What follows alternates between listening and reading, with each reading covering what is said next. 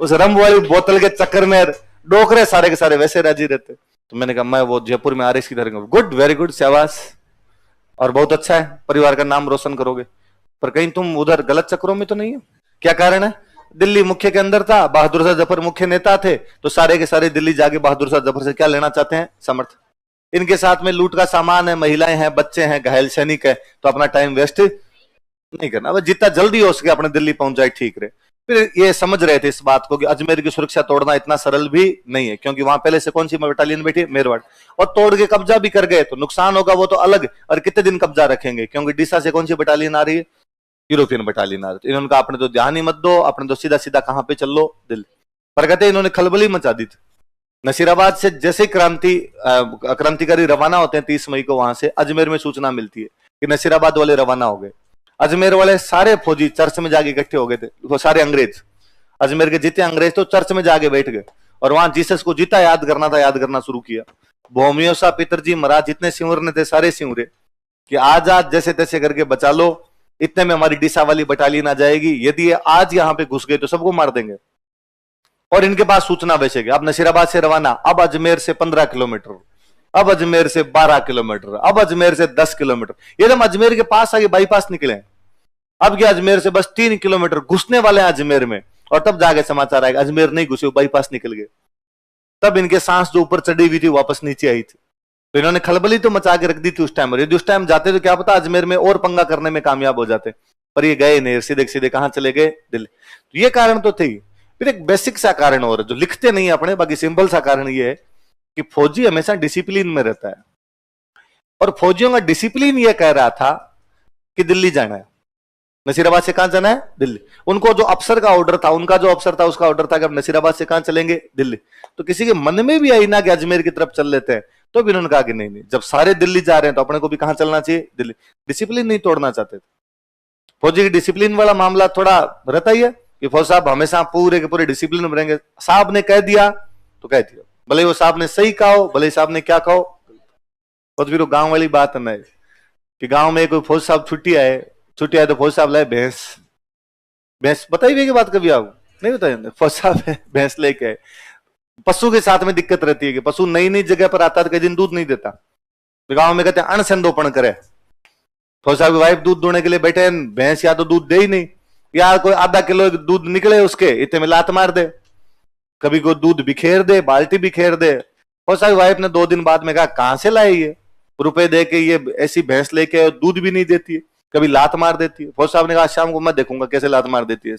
शाम को उनकी वाइफ दूध दूहने बैठे तो फौज साहब लठ लेके पास खड़े हुए, वाइफ ने थोड़ा सा दूध निकाला, कोई आधो किलो दूध निकला, इतने भैंस लात मार गई। लात मार गई तो फौज साहब लगे लठ लेके भैंस को कूटने के लिए। फौज साहब वाइफ ने कहा कूटो तो मत इसको, ये जो आधा किलो धार देती है ये भी नहीं देगी। फौज साहब ने कहा दूध नहीं चाहिए, डिसिप्लिन चाहिए। तो वो बात है, फौजी साहब डिसिप्लिन पसंद होते हैं पूरी तरीके से, डिसिप्लिन मानना जरूरी है भाई। हाँ, तो आपने क्या होता ध्यान नहीं दिया। मेरे पास तो क्या आसपास में इतने सारे फौजी रहे हुए परिवार के अंदर कि मैं फौज साहब को देखता हूँ, फौज साहब नए नए रिटायर हो गए जो फौज साहब आते हैं ना, उनसे घर में डरते हैं। एक तो फौज साहब को आदत होती है सुबह 4 बजे खड़े होने की, पूरे घर को खड़ा कर लेते हैं, जवानों खड़े हो जाओ। क्यों खड़े हो जाओ जवानों? नए नए जो टाबर होते हैं गांव में 9th-10th में पढ़ते हैं, वो फौज साहब को देख रास्ता चेंज कर लेते हैं, जवानों दौड़ लगाओ। नहीं लगानी है दौड़। तो फौज साहब वाला थोड़ा सा मामला रहता है। मेरे तो खुद की इच्छा थी कि मैं बचपन में हमेशा सोचा करता था कि यार यदि जाना है कहीं पे, कोई सर्विस करनी है तो कौन सी करनी है? फौज। अपने को फौज में जाना। और इसमें क्या तालियां बजाना? फौज में जाने में तालियां बजनी चाहिए, क्योंकि मैंने आसपास में देखी वही थी कि हम वहां उस साइड में देखते, गांव में, ननिहाल में, बुआ के सब जगह वही देखा करते कि बुआ के मामा के जो बेटे होते, या जो हमसे पहले वाली पीढ़ी वाले भी कोई होते, 10th करने के बाद लगाई दौड़, और दौड़ लगा गई फौज में। अब सरकारी नौकरी के नाम पे फौजी होती, और जो फौजी लग जाते उनको घर में बहिरे क्या इज्जत मिलती। बाद में महिलाएं उनको इज्जत वैसे दे कि वो कैंटीन से पाउडर लाते है ना, तेल लाते, साबुन लाते, मतलब नहाने वाली साबुन इतनी लग्जरी वस्तु थी आप पूछो मत। साबुन एक ही होती वो कपड़े धोने वाली, उसी से ओसवाल वाला बट्टा है ना, उसी से कपड़े धोया करते, उसी से नहाया करते, और क्या बाल सिल्की रहा करते थे उससे। लाइफ बॉय लाते फौज साहब, मेरे तो मामा जी थे तो मामा जी लाइफ बॉय लाया करते, तो मम्मी यूं संभाल के अंदर रखती कि वो निकालनी नहीं है, सोरम वाली साबुन है, सुगंध सुगंध आती है, और मेहमान आएंगे ना तब निकालेंगे। तो गांव में कोई मेहमान आता तब वो साबुन निकालते। तो फिर ये कि भाई जैसे मेहमान नहा लिया उसके बाद वापस फेंक, ऐसा ये नहीं वाले दूसरा न ले, अपने तो उस वाले से नहाएंगे, ये रख दीजिए। पाउडर पाउडर वाला तो मेरे को अब भी याद आता, पॉन्ड्स पॉन्ड्स पाउडर आता था, उसके इतने इतने बड़े से डिब्बे आते, वो कैंटीन वाले डिब्बे आते, वो लेके आते। मम्मी इन 1.5 महीने वाली छुट्टियों में ननियाल जाती, मामा जी उन छुट्टियों में आए हुए रहते, वो डब्बे लाए हुए होते, सबको यूं बांटते, और भाई इतने तुम्हारे, तो अपने भी पांतिया थे, मम्मी की पांतिया थे। फिर गर्मी के अंदर जब घर से बाहर निकलते तो मम्मी पूरा यूं दोनों भाइयों के मारे पाउडर लगा लगा के, और पहले गांव में वो और फैशन था कि यूं पाउडर को रब नहीं करना, दिखना चाहिए कि अपने लगाया हुआ। तो बाहर जाके बताना हो रहा है कि बाहर जाके पहली बात तो अगला नोटिस कर ले, अरे इतना पाउडर लगा रखा है। यदि अगला नोटिस नहीं करे तो अपने फालतू में बटन खोल कर कितनी गर्मी है, मैंने तो पाउडर लगा रखा है, तुमने नहीं लगा रखा तो भी नहीं लग रही। तो अगला कहता है यार तुम्हारे पाउडर है, हाँ हमारे पाउडर है। तो वो पाउडर भी दिखाने पड़ते थे वो पहले। तो महिलाएं तो राजी रहे वैसे कि यार कैंटीन वाले तेल एंड पाउडर ये मिल जाते। पुरुष राजी रहे वैसे कि एक आधी बोतल ला के दे दिया करते उनको, उस रम वाली बोतल के चक्कर में डोकरे सारे के सारे वैसे राजी रहते। तो मेरे तक कजन, अब मेरे से वो कोई 15-20 दिन छोटा होगा, तो वो फौज के अंदर लग गया। मैं शायद इधर से फर्स्ट ईयर में आया, और फर्स्ट ईयर क्या मैं इधर कॉलेज में आ गया था, थोड़ा ज्यादा ही छोटा है मेरे से। वो 15 दिन, वो दूसरे वाला 1.5 साल छोटा है, पर मैं इधर कॉलेज पास करके इधर आरएस तैयारी करने आया, और वो उधर फौज के अंदर लग गया। कोई 12th करते ही फौज के अंदर लग गया। मैं कभी गांव में रहा हुआ नहीं, मेरे पापा की पोस्टिंग उधर हमेशा ही बाहर रही, तो मैं बाहर रहा हुआ। तो मैं एक बार गाँव गया हुआ, मैं मेरे दादाजी के पास में बैठा, तो वो आया, तो एक परिवार छोड़ के, मतलब उसके परदादाजी मेरे परदादाजी भाई वैसे, वो आया, उसने आके मेरे को तो इग्नोर ही मारा, उसने बात ही नहीं की कौन, उसको लगा कोई बैठा होगा। मैंने आते जरूर नमस्ते नमस्ते भैया, क्यों नौकरी लगा हुआ है, भले ही छोटा हो पर नौकरी लगा हुआ वो है। अब दादाजी से कई देर बात की, फिर उसने दादाजी से जाते जाते दादाजी ने पूछा कि और कहाँ तेरी पोस्टिंग है, उसने कहा गुवाहाटी अपनी पोस्टिंग, तो और क्या चल रहा है, उसने कहा सब अच्छा चल रहा है, सब राजी खुशी, कहा ठीक है मेरे। दादाजी जाते जाते कहा कब जाएगा छुट्टी वापस, कि अभी 10-15 दिन तो हूँ।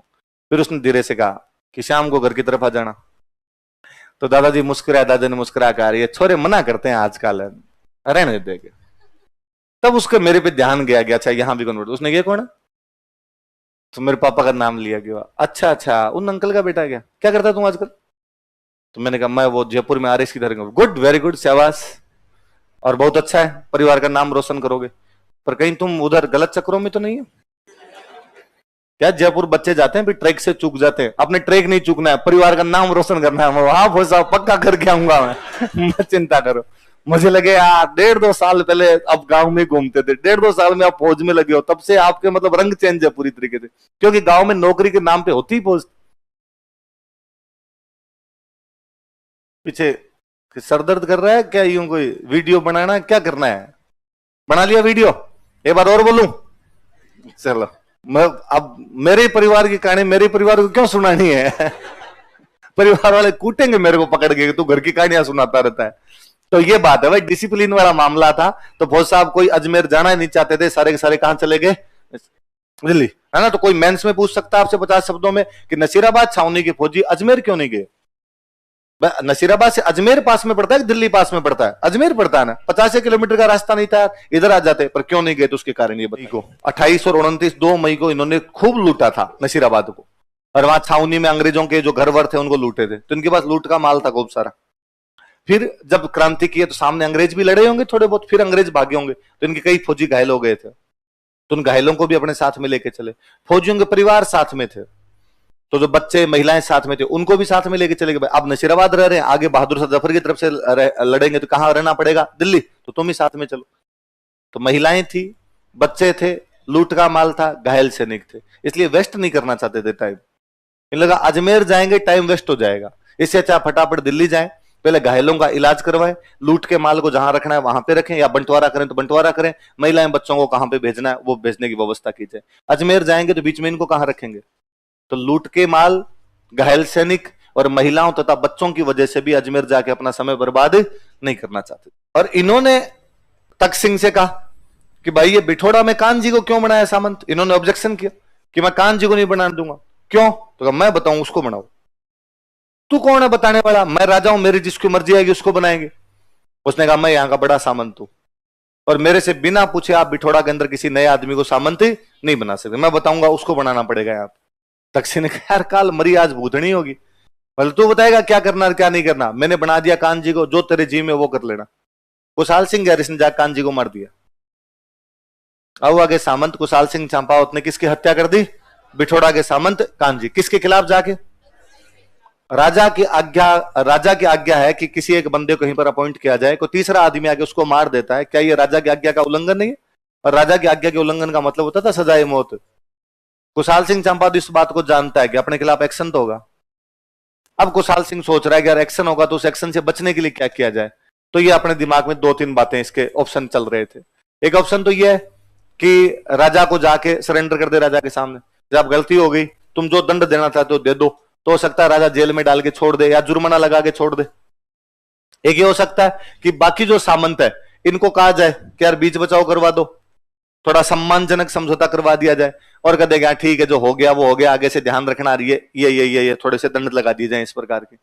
एक तरीका यह है कि न तो माफी मांगेंगे ना अपने समझौता करेंगे, अपने जो कर दिया वो अपना सही है, यदि तख्त सिंह लड़ाई करेगा तो लड़ाई कर लेंगे, अपने पास सेना आ जाएगा तख्त सिंह देख लेंगे। इसको लगा कि यार क्या किया जाए, ये उसमें है उधेड़ बून के अंदर है, क्या करना चाहिए क्या नहीं करना चाहिए। शाम को एक दिन माता जी के मंदिर में बैठ के पूजा करने के लिए बैठे ही थे, इतने में इनको आगे किसी ने समाचार दिया कि कुशाल सिंह जी एरिनपुरा की छावनी में विद्रोह हो गया। कौन सी छावनी विद्रोह हो गया? किसके खिलाफ? अंग्रेजों के खिलाफ विद्रोह हो गया। और एरिनपुरा वाले फौजी जा रहे हैं दिल्ली। कहां पे जा रहे हैं? कुशाल सिंह ने उनको बीच में जाके रोका। पाली के अंदर एक गांव पड़ता है खेरवा। कौन सा गांव है? इस खेरवा गांव के अंदर जाके और कुशाल सिंह ने उनको रोका। जानते एक दूसरे को थे, कुशाल सिंह भी उनको जानते, फौजी भी कुशाल सिंह को जानते, दुआ सलाम भी, राम रूमी भी। ठाकुर साहब नमस्ते। ठाकुर साहब ने कहा तुम आज इतने सब तैयार हो गए किधर? अरे कहा आपको समाचार नहीं गया कुशाल सिंह जी, हमने क्रांति कर दी। ये क्या होती? अरे अंग्रेजों को ठोक ठाक दिया इस बार, आबू से पीटते हुए आए, और अब जाएंगे दिल्ली, और दिल्ली जाके अंग्रेजों का पत्ता पत्ता साफ कर देंगे, पूरे हिंदुस्तान में अंग्रेजों को नहीं रहने देंगे। और कुशाल सिंह ने दिमाग लगाया, कुशाल सिंह इंटेलिजेंट बंदा था, तो लगे यार कितने फौजी है, 4,000 तो है। और कुशाल सिंह को लगा कि यदि ये 4,000 फौजी मेरे साथ आ जाए तो तख्त सिंह से लड़ने में थोड़ा ठीक ही रहेगा। और कुशाल सिंह ने कहा कि यार तुम क्रांति के लिए दिल्ली क्यों जाना चाहते हो? तो कि दिल्ली में बहादुर शाह जफर हमें तनख्वाह देगा, बहादुर शाह जफर हमें हथियार देगा। कुशाल सिंह ने कहा दोनों चीज मैं दे दूं तो आओ चलो और अपने यहां मिलकर क्रांति करेंगे, क्रांति के लिए दिल्ली जाने की आवश्यकता नहीं।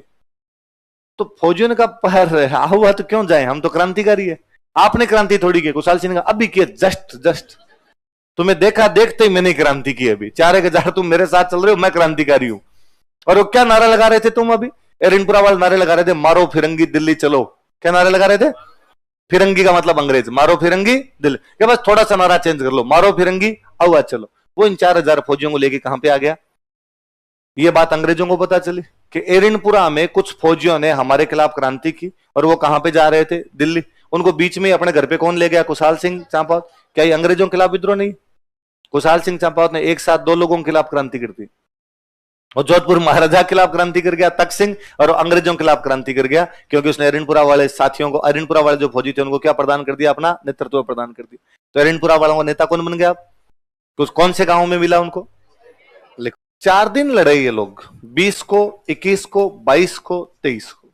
23 को जाते जाते कुशाल सिंह समझ में आ गई पार नहीं पड़ेगी, अंग्रेज लीड लेटर जा रहे हैं, अंग्रेज आउआ के अंदर घुस जाएंगे। अब क्या किया जाए? तो कुशाल सिंह का एक छोटा भाई और था, उसका नाम था पृथ्वी सिंह। क्या नाम था? आउआ के पास में एक जगह और पड़ती है लांबिया। कौन सी जगह? तो वहां लांबिया का सामंत था। कुशाल सिंह तो कहां का सामंत है? आउआ का। और छोटा भाई पृथ्वी सिंह का वो कहां का सामंत है? तो कहा भाई युद्ध को तो संभाले पृथ्वी सिंह। और कुशाल सिंह ने कहा मैं सहायता लेने के लिए जा रहा हूं मेवाड़। कहां जा रहा हूं? तो 23 तारीख को कुशाल सिंह सहायता लेने के लिए, पाली की एक तरफ मारवाड़ और एक तरफ मेवाड़, उधर घाटी डले। यार मेवाड़ से सहायता लेके आते, तुम लड़ो, हम मेवाड़ से और फौज लेके आते, मेवाड़ वालों को राजी करके लाते हैं। लेकिन ये बाद में एक दिन ही और लड़ पाए थे। 24 को शाम तक जाते जाते अंग्रेजों ने यहाँ पे कब्जा कर लिया। कुशाल सिंह जब मेवाड़ में सहायता लेने के लिए गए तो इस युद्ध को लीड किसने किया? देखो अंग्रेजों ने पकड़ते पता चला साहब कुशाल सिंह। अंग्रेजों ने कहा तो वो कुशाल सिंह है जिसने अपने को 2-2 युद्ध रहे हैं, अपना एक पॉलिटिकल एजेंट मारा इस आदमी ने। और 6 महीनों तक अपने हाथ नहीं आया, 6 महीनों तक हाय तो बाप मचा के रखी थी अपने बीच में। और अंग्रेजों ने कहा फांसी लगाओ इसको। कुशाल सिंह का सुनो, सब्र तो करो थोड़ा, बात तो सुनो मेरी। क्या बात है, क्यों लगाओगे मेरे को फांसी? तू क्रांतिकारी है, तूने हमारे खिलाफ क्रांति की। कुशाल सिंह का मेरी थोड़ी बातें सुन लो, फिर आप जो सजा देना चाहो दे देना। मुझे एक बात बताओ, आज दिन तक आपने कभी ऐसा सुना कि मैंने आपके खिलाफ किसी भी प्रकार की गाली गलौज भी की हो? अंग्रेजों का नहीं। आपके साथ किसी भी प्रकार के संबंधों में कोई कटुता अपने बीच में कि नहीं? कभी ऐसा हुआ कि कोई अंग्रेज आऊआ यार मैंने स्वागत सत्कार नहीं किया? नहीं यार, ठीक ही रखता। कभी ऐसा हुआ कि आपने मुझे कोई काम कहा और मैंने वो किया नहीं हो? कि नहीं, हमारे काम भी सारे कर ही दिए। तो फिर मैं तुम्हारे खिलाफ क्रांति क्यों करूंगा? मैंने तुम्हारे खिलाफ क्रांति नहीं की तो तू किसके खिलाफ लड़ रहा था? उसने कहा तख्त सिंह। मेरी लड़ाई मारवाड़ वाले तख्त सिंह से थी। वो तो है, आप छोड़ो, एक बार वापस लड़ूंगा जाके, उससे लड़ाई करनी है। तो अंग्रेजों ने कहा हाँ यार बात सही है, ये तो हमारे खिलाफ लड़ ही नहीं रहा था, ये किसके खिलाफ लड़ रहा था? तब किसी अंग्रेज का दिमाग काम किया, उसने कहा रुको रुको रुको, वो एरिनपुरा वाले फौजी जा रहे थे दिल्ली, उनको खेरवा से तू क्यों लेके गया हुआ? तो कुशाल सिंह ने कहा वो भी सुन लो, मैं उनको नहीं लेके गया, वो मेरे को ले गए साहब। मेरे बंदूक लगाई थी उन्होंने और मेरे कहा था तू हमारा नेतृत्व कर। अंग्रेजों ने कहा अच्छा ये हुआ था क्या? ये तो यार हमें पता ही नहीं था। साहब पता लगा लो। तो अंग्रेजों ने पूरा कमीशन बिठाया, टेलर कमीशन। कौन सा कमीशन बिठाया? उस टेलर कमीशन को कुशाल सिंह ने इतना बावड़ा बनाया